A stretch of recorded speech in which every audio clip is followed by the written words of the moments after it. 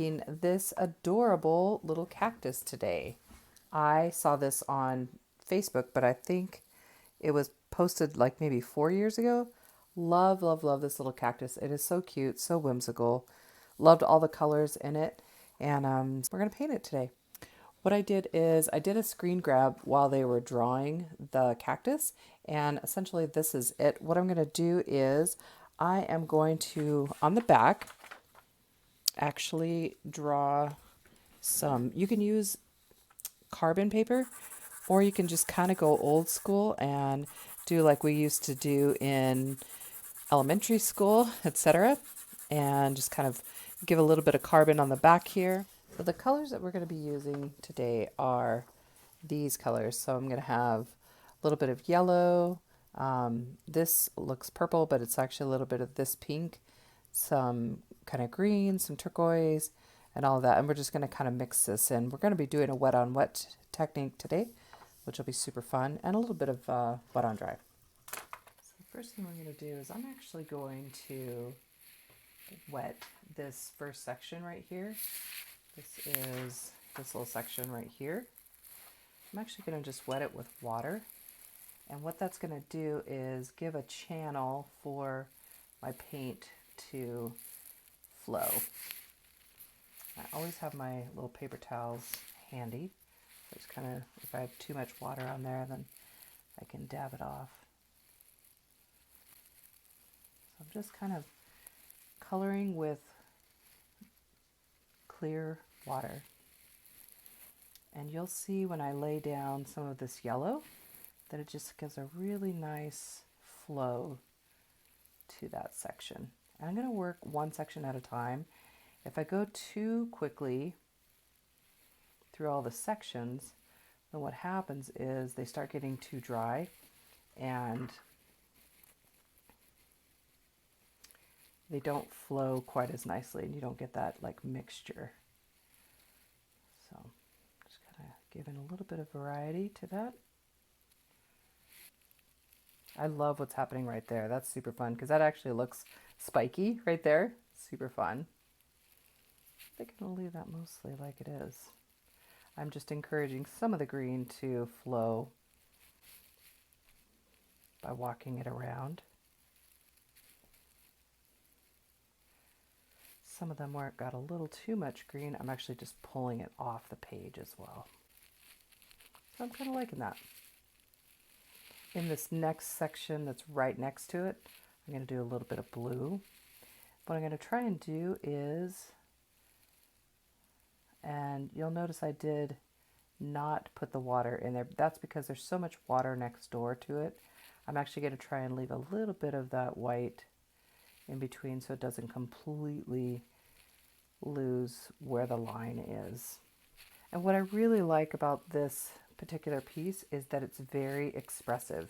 So it's not designed to be realistic. You know, it doesn't look like an actual reel. It's kind of almost cartoony.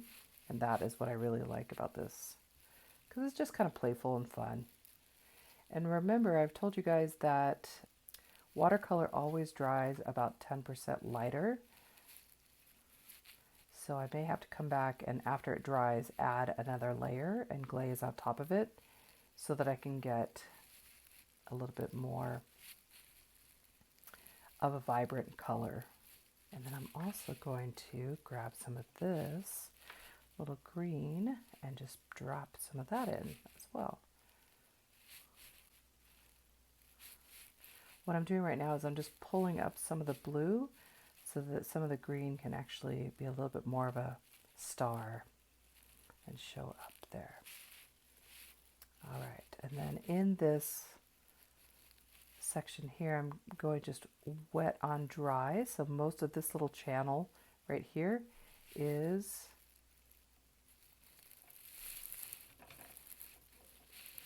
dry. So that's where I'm actually just dropping in some actual pigment.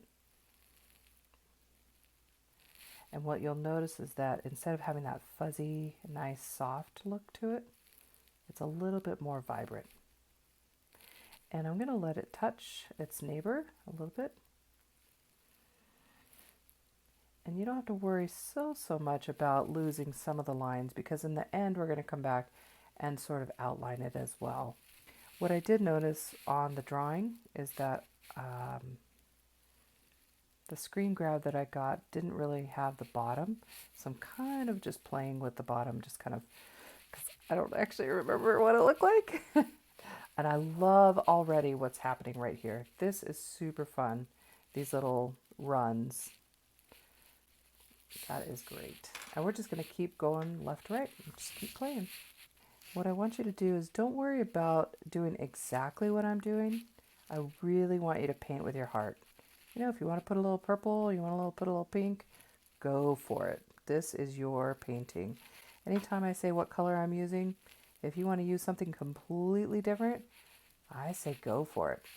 The reason why this ran so much is because I had a lot of water on my brush. So what I'm doing is I'm just pulling it off and I'm kind of just vacuuming that up, and then I'm going to come in and put a little more pigment rather than so much water. Wow, that one really came out tie-dyed, huh? You can, once you put some pigment down, you can actually move it around and encourage it while it's wet. Try not to fuss with it too much because then it gets to be too much. You kind of want to just let it play. I like that one. That's fun. When it dries, we may come back and actually do a little bit more. This one's going to be that one that's a little bit more towards the blue-green, a little bit aqua. Oh, look at that. That's fun. This is what I love about wet on wet. I love just watching kind of the happy accidents. All right, I am really liking, and again, this always happens. Boop, boop, boop. I'm really loving what's happening here. This is super fun. So let's, because I don't want to drag my hand over this section that's all wet, I'm actually going to work over here. And I'm just kind of, again, still looking at the colors that I have. Turn this around and do a little bit of the greens.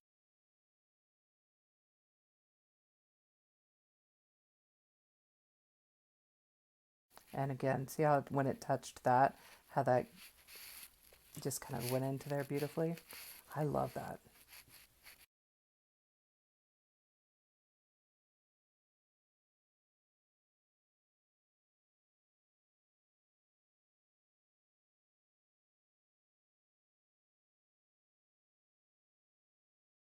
And I got a little bit different green, or a different aqua than I had last time, but that is okay.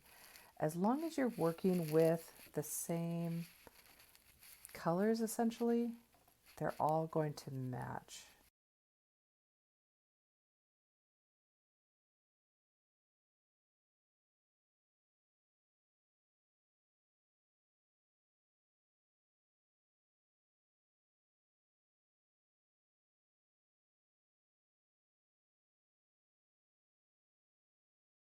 So what I'm doing as I'm going around this is I'm sort of trying to get a nice mix of the green, the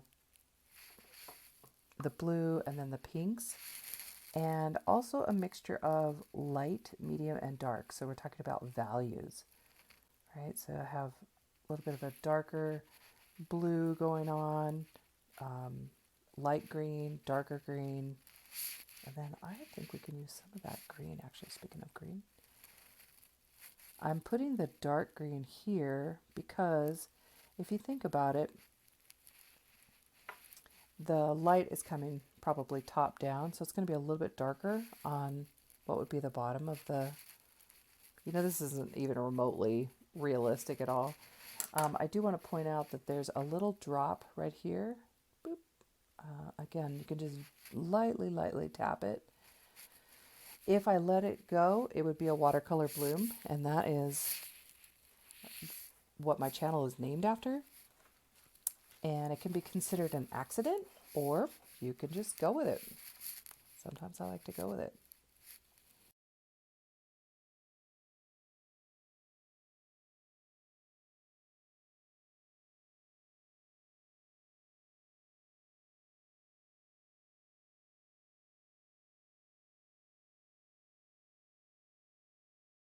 So this first layer that I'm laying down right now intentionally is light so that I have some variety when I come in with my dark blue.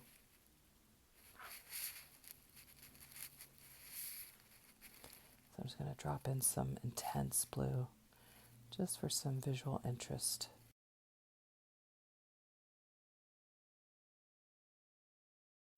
And you have to be careful, like right now, there was a lot of water on my brush.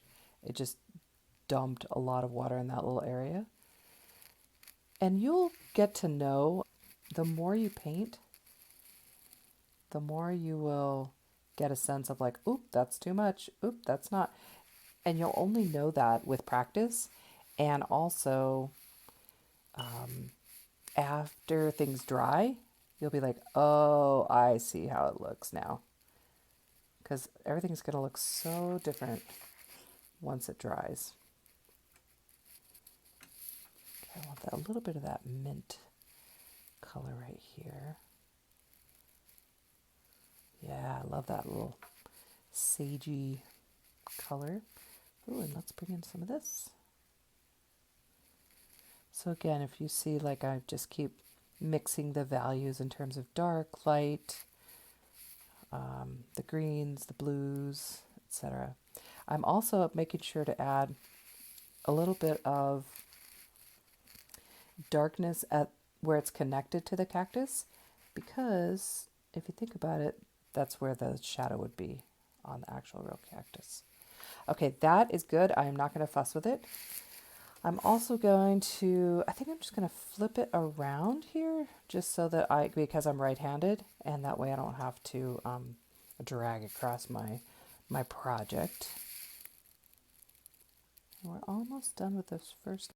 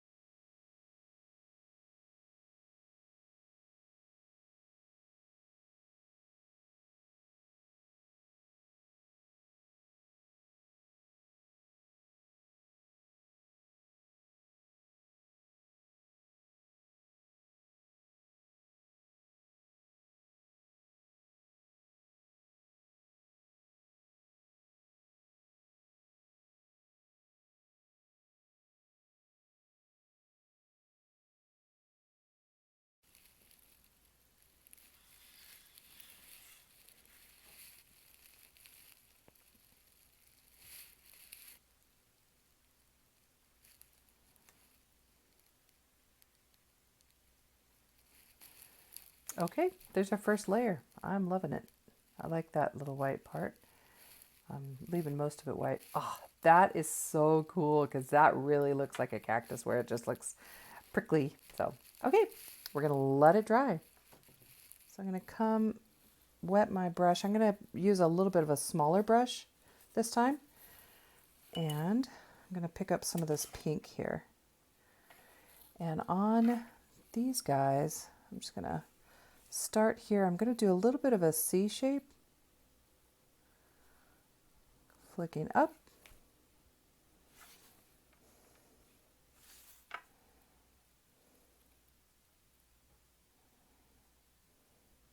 I'm going to do one layer and then I'll do the second layer. A little bit more of a base there.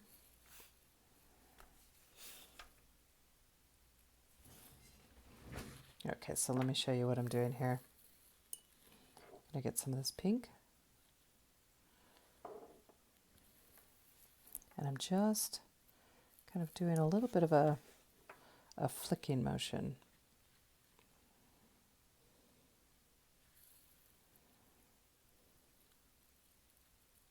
See how that goes?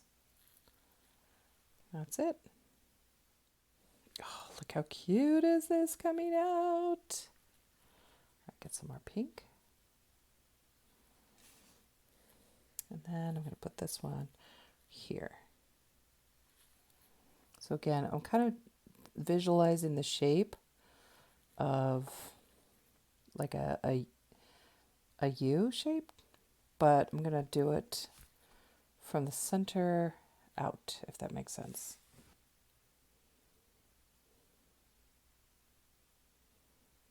So I'm doing very light flicking motion.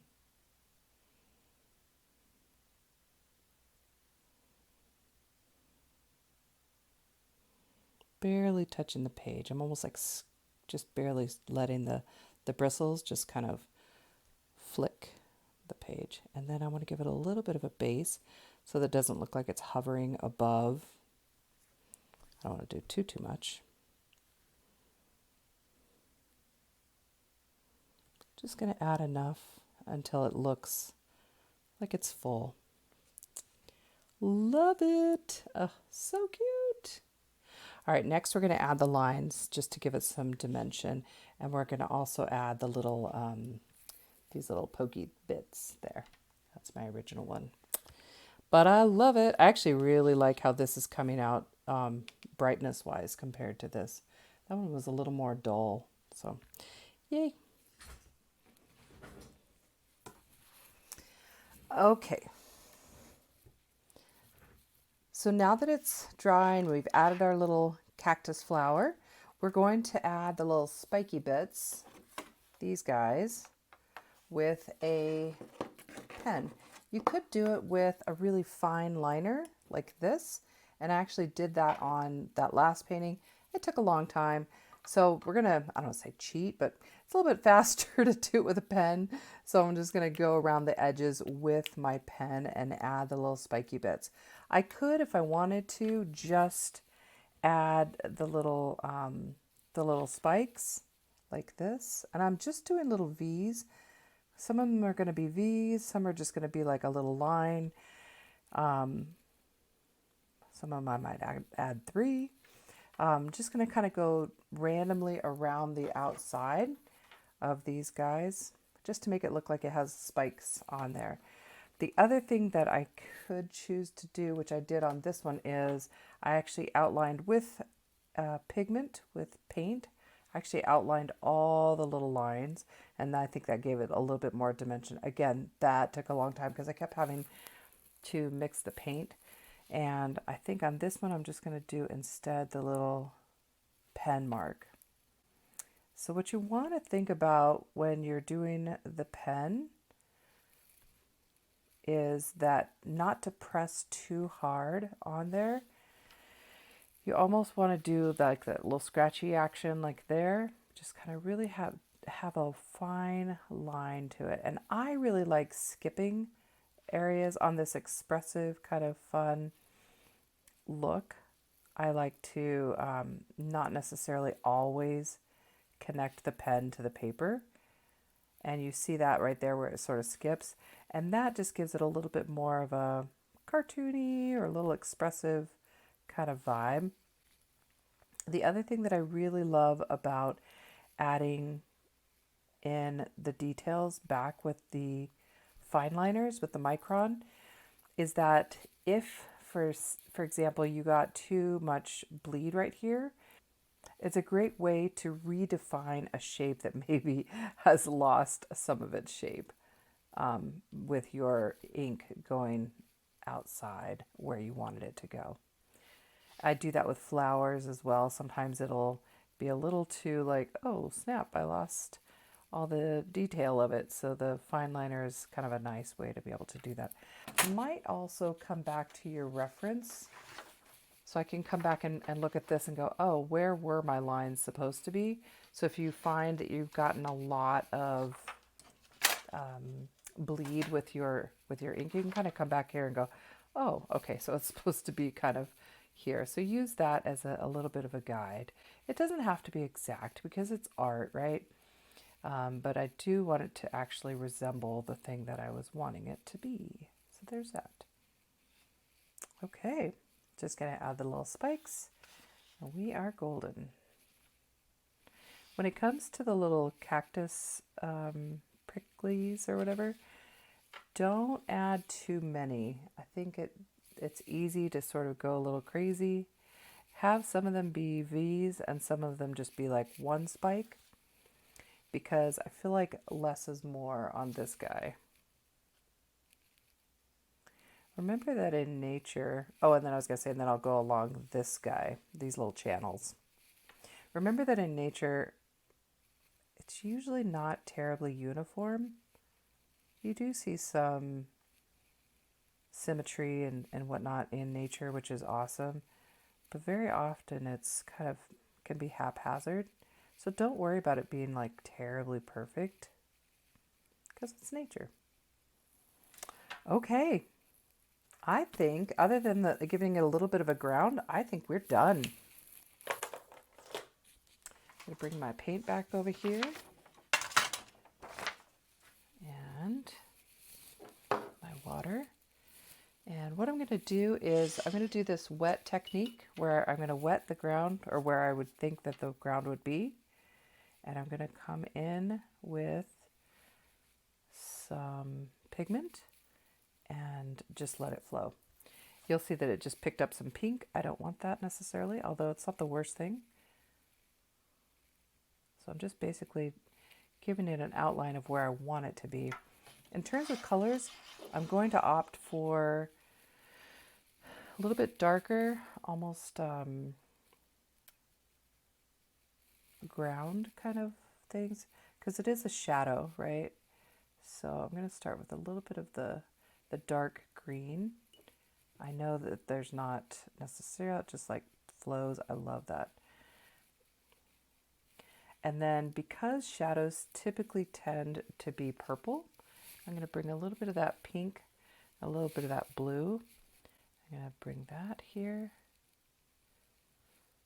because you have to think about where the sun would not be hitting it, right? So I'm going to have it darker here. I'm pulling out most of my water, and then I'm just going to keep pulling it towards this direction.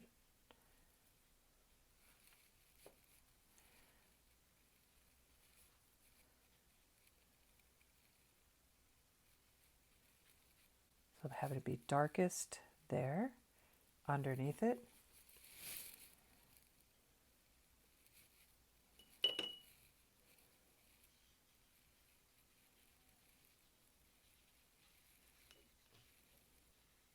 And then the other thing that is a consideration is this is supposed to be dirt, right? We're out in the desert. There's no way that it would be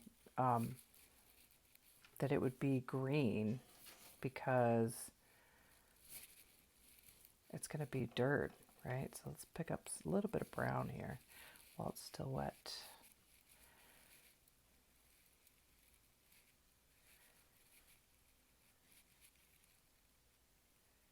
Because the idea is that this is out in the desert. The only thing I hesitated about adding this brown is that you typically want a color scheme to be throughout your painting. We don't have that brown anywhere else in there. So what I'm going to do is opt to bring some of, I'm going to mix, actually, because red and green are complementary colors. I'm going to see if I can create a little bit of a brown out of these guys.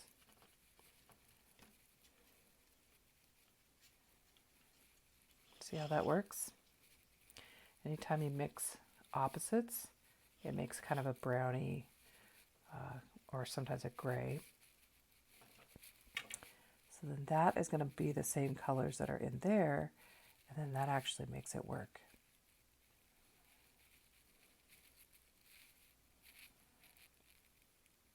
Because your eye is picking up on the fact that there's the same colors in that painting. I don't want it to look like it's out in a field of green. That's why I'm trying to cover up that green.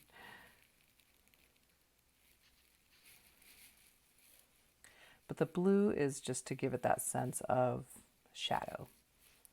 Shadows in painting are typically not black or gray. They are typically blue or purple.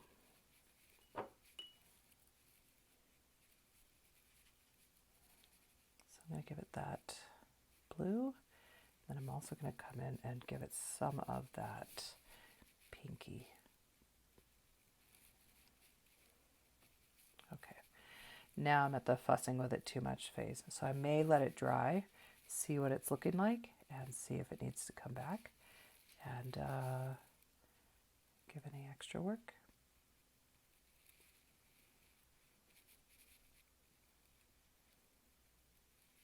Yeah, I think I need to let it dry.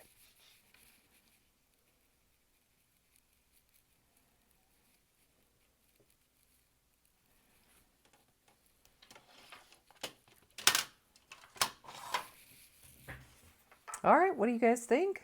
It's working, huh? Oh, my horizon's a little off. I will fix that. What I mean by that is it's not straight. So it should be more like that. So I'm going to bring it up a little bit.